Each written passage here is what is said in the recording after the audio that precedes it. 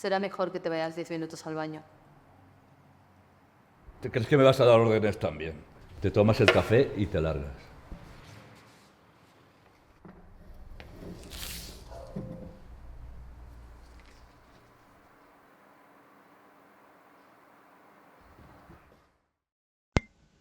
This film was really cool. I thought it was a really interesting choice to um, give it this sort of film aesthetic uh, with a very contemporary film. Uh, and really, I was unsure um, the reasoning behind that choice, but it didn't really matter. I thought visually it was just beautiful to watch.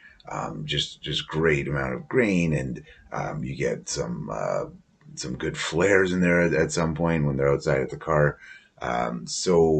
Visually, I thought it was really a treat to watch, and the story was really strong as well. You have a great, solid lead. You have just some good supporting characters. Everyone does a great job with their performances, and again, overall, it's really well written. So I really enjoyed this one. The Drowning Pool. I really like the way the filmmakers had the film look like aged, like it was from the 90s. The story was really good. It kept your attention. And I think that all of the actors did really well. It was enjoyable to watch. And I love the way that these guys set up what the story was. So I thought that that was really good. You guys did a good job on this. The Drowning Girl. Qué experiencia. First of all, I love the style the directors chose to make this film. It feels like a 1917s action film, and I love those. So I was quite into the film just by the opening. But I think that for such a short film, it lasts like 10 minutes. For such a short film, the filmmaker created a very compelling story about how people lose their lives because of the pandemic. So far, I haven't seen any any action or crime movie that explores how people come into crime life because the COVID and the pandemics took away everything from them. And I think this was a very original approach to the genre and to the story in general.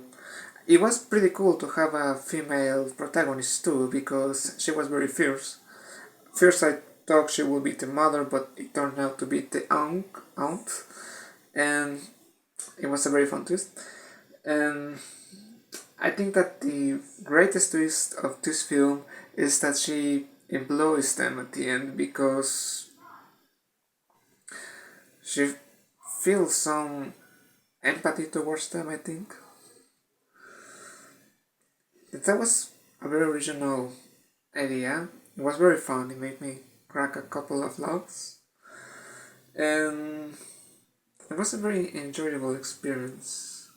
And it's also very interesting to see a film like this made in Spain because we don't really see too many movies from Spain beyond Pedro Almodovar. So it was a delight. I quite enjoyed this one. Thanks for saying it. The Drowning Pool is a short film that I feel like a lot of individuals would be able to relate to now versus 2020 itself. Some time has passed since the pandemic, and this is a short film that represents a nice fictional but possible reality tale. I found this to be very believable and had a different perspective, different movements that made the story interesting. So we have things that we can connect to, whether it be losing our jobs or not being able to afford things, this real struggle that we get in the pandemic. The job industry is worse as it's ever been. And because of that, we have seen an increase in thefts, and in this case, kidnappings. And that's where the story leads us. We have our main character who is previously a detective on the hunt for their sister's child as they have been kidnapped. And so we are going on this journey through their eyes as we get to see, as we finally face the kidnappers of the child. They're simply two individuals just trying to make ends meet. And they're like, look, we're normal people. We had normal lives. We're just looking to make some money, and this is the way to do it. And unfortunately, we have been pushed up against a wall, and this is what we have been led ourselves to do as humans get kicked into survival mode and doing whatever it takes, whatever it means necessary, even if it means doing a bad thing in order to live another day and make things better for looking out for you. And so I think this short film does a really good depiction of showcasing these scenarios, but also showcasing the acceptance, the grace, the embracing of the ugliness.